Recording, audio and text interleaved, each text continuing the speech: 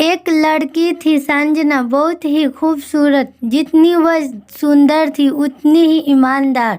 ना किसी से झूठ बोलना, ना फालतू की बातें करना, बस अपने काम से काम। संजना की क्लास में एक लड़का था जो मन ही मन उससे बहुत प्यार करता था। नाम था उसका संजय। लड़का अक्सर उसके छोटे मोटे काम कर दिया करता था। बदले में जब लड़की मुस्कुराकर थैंक यू करती तो लड़के की खुशी की सीमा नहीं रहती। एक बार की बात है, संजना और संजय साथ साथ घर जा रहे थे, तभी जोरदार बारिश होने लगी। दोनों ने एक पेड़ के नीचे शरण ली। बारिश बहुत तेज थी। कुछ ही पलों में बूंदें छन छन कर नीचे आने लगी। ऐसे में बारिश से बचने के लिए दोनों एक दूसरे के बेहद करीब आ गए। संजना को इतने करीब पाकर संजय अपने जज्बातों पर काबू न रख सका। उसके संजना को पोजेस्ट कर दिया। संजना भी मन ही मन संजय के बेहद पसंद करती थी, इसलिए वह भी राजी हो गई और इस तरह दोनों का प्यार परवान चढ़ने लगा। एक बार की बात है, संजना उसी पेड़ के नीचे संजय का इंतजार कर रही थी। संजय बहुत देर से आया। उसे देखकर संजना नाराज होती हुई बोली, तुम इतनी देर से क्यों आए? मेरे तो जान ही निकल गई थी। संजना की बात सुनकर संजय मुस्कुरा दिया। जाने मन, मैं तुमसे दूर कहाँ गया था। मैं तो तुम्हारे दिल में ही रहता हूँ। तुम्हें यकीन ना हो तो अपने दिन से पूछ लो। इस प्यार भरी बात को सुनकर संजना अपना सारा गुस्सा भूल गई और वह संजय से लिपट गई। एक दिन दोनों लोग उसी पेड़ के नीचे बैठे बातें कर रहे थे। संजना पेड़ के सहारे बैठी थी और संजय उसकी गोद में सर रख कर लेटा हुआ था। तभी संजना बोली, जानू, अब तुम्हारी जुदाई मुझसे बर्दाश्त नहीं होती। तुम्हारे बिना एक पल भी मुझे 100 साल के बराबर लगता है। तुम मुझसे शादी कर लो, नहीं तो मैं मर जाऊंगी। संजय ने छट से उस लड़की के मुंह पर अपना हाथ रख दिया और बोला, मेरी जान, ऐसी बातें मत किया करो।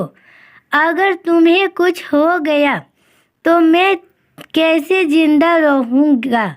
संजना कुछ नहीं बोली। वह उम्मीद भरी नज़रों से संजय की ओर देखती रही। संजय ने अपनी बात आगे बढ़ाई, तुम चिंता मत करो जान, मैं जल्दी ही अपने घर वालों से बात करूँगा। धीरे धीरे काफ़ी समय बीत गया। एक दिन की बात है, दोनों लोग उसी पेड़ के नीचे बैठे हुए थे। उस वक्त संजय का चेहरा उतरा हुआ था। संजना के पूछने पर वह रुआसा होकर बोला, जान, मैंने अपने घर वालों के बहुत समझाया, पर वो हमारी शादी के लिए तैयार ही नहीं। उन्होंने मेरी शादी कहीं और तक कर दी है। यह सुनकर संजना का कलेजा फट गया। उसका मन हुआ कि वह जोर जोर से रोए, लेकिन उसने अपने जज्बात पर काबू पा लिया और बोली, जानू, मैं तुमसे सच्चा प्यार किया है। मैं तुम्हें कभी भुला नहीं सकती। प्लीज़ मुझे माफ़ कर देना। संजय धीरे से बोला, वैसे अगर तुम चाहो तो हम लोग हमेशा अच्छे दोस्त रह सकते हैं। संजना यह सुनकर जार जार रोने लगी।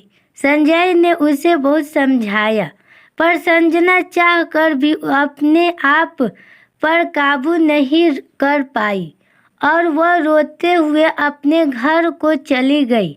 देखते ही देखते संजय की शादी का दिन आ गया। उसे यकीन था कि उसकी शादी में संजना जरूर आएगी, पर ऐसा नहीं हुआ। हाँ, उसका भेजा हुआ एक गिफ्ट पैक उसे जरूर मिला। संजय ने कपते हाथों से उसे खोला। उस गिफ्ट को देखते ही संजय बेहोश हो गया। गिफ्ट पैक में और कुछ नहीं, खून से लथपथ संजना का दिल रखा हुआ था और साथ ही में थी एक मिट्टी जिसमें लिखा हुआ था, अरे पागल, अपना दिल तो तेरे जा, वरना अपनी पत्नी को क्या देगा। दोस्तों, किसी के लिए मोहब्बत टाइम पास होती है और किसी के लिए जिंदगी से बढ़कर। इसीलिए अगर किसी से मोहब्बत करना तो उसे ताउम्र निभाना, वरना क्या पता आपका हाल भी संजय जैसा हो जाए। तो उस दिन के बाद ना तो जी सका और ना ही मर सका। उसकी सारी जिंदगी पछताते ही एक दर्द भरी दस्ताना बनकर रह गई।